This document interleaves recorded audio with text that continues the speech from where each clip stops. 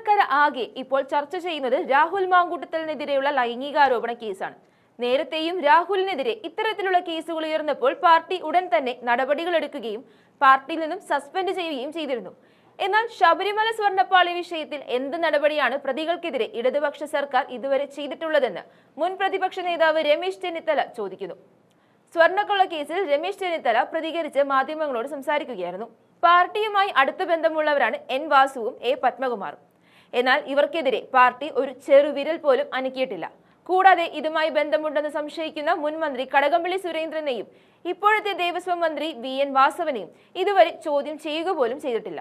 ഒപ്പം വിഷയത്തിൽ മുഖ്യമന്ത്രി മൗനം പാലിക്കുകയാണെന്നും അദ്ദേഹം പറഞ്ഞു. സത്യത്തിൽ കോൺഗ്രസിനല്ല CPM-നാണ് ഇരട്ടത്താപ്പെന്ന് രമേശ് ചെന്നിത്തല കൂട്ടിച്ചേർത്തു.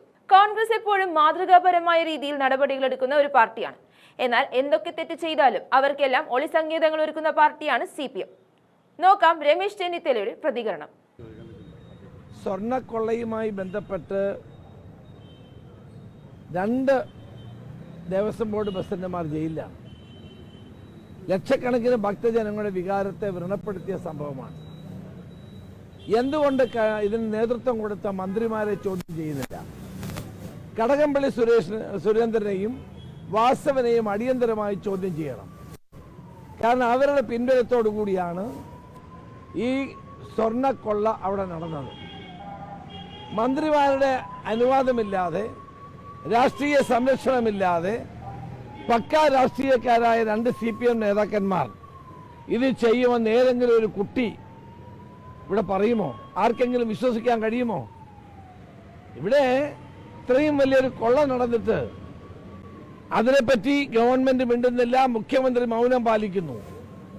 എന്തുകൊണ്ടാണ് മുഖ്യമന്ത്രി മൗനം പാലിക്കുന്നത്?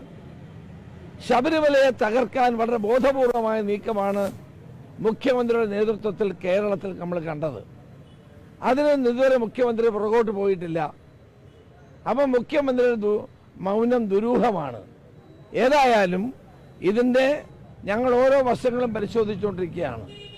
ഈ സ്വർണ്ണക്കൊള്ളയിൽ നീതിയും ന്യായവും നടപ്പാക്കാൻ വേണ്ടിയിട്ട് ഏതറ്റം വരെയും കോൺഗ്രസ് പാർട്ടിയും UDF-ഉം മുന്നോട്ട് പോകും.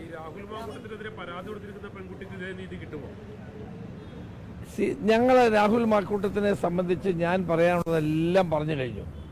വീണ്ടും അത് ഞാൻ ആവർത്തിക്കാൻ ആഗ്രഹിക്കുന്നില്ല. ഇവിടെ ഒരു കാര്യം നിങ്ങൾ മനസ്സിലാക്കണം. 2 CPM നേതാക്കന്മാർ ജയിലിൽ കടന്നിട്ട് ഇതുവരെ അവരുടെ പേരിൽ ഒരു അച്ചടക്ക നടപടി എടുക്കാൻ CPM തയ്യാറായിട്ടില്ല. ഞങ്ങൾ അങ്ങനെയല്ലോ ചെയ്തത്. ഞങ്ങൾ അങ്ങനെയല്ലോ. ഒരു മിനിറ്റ് ഞാൻ പറഞ്ഞു കേട്ട്. ഞങ്ങൾ അങ്ങനെയല്ലോ പറഞ്ഞത്. ഞങ്ങൾ അങ്ങനെയല്ലോ ചെയ്തത്. 2 മുൻ MLA ആയ പത്മകുമാർ, മുൻ എല്ലാ രംഗത്തും CPM-ന്റെ ഏറ്റവും ഉയർന്ന നിലയിൽ പ്രവർത്തിച്ചിട്ടുള്ള വാസു, 2 പേരും ജയിലിൽ കിടന്നിട്ട് CPM എന്ത് നടപടിയെടുത്തേ? CPM-നാണ് ഇരട്ടത്താപ്പ്. ഞങ്ങൾക്ക് ഒരു ഇരട്ടത്താപ്പുമില്ല. ഒരു പാർട്ടി എന്ന നിലയിൽ ഞങ്ങൾ സ്വീകരിക്കേണ്ട എല്ലാ കാര്യവും സ്വീകരിച്ചിട്ടുണ്ട്. അതിനപ്പുറത്തേക്ക് എനിക്ക് അതിനെപ്പറ്റി ഒന്നും പറയാനില്ല.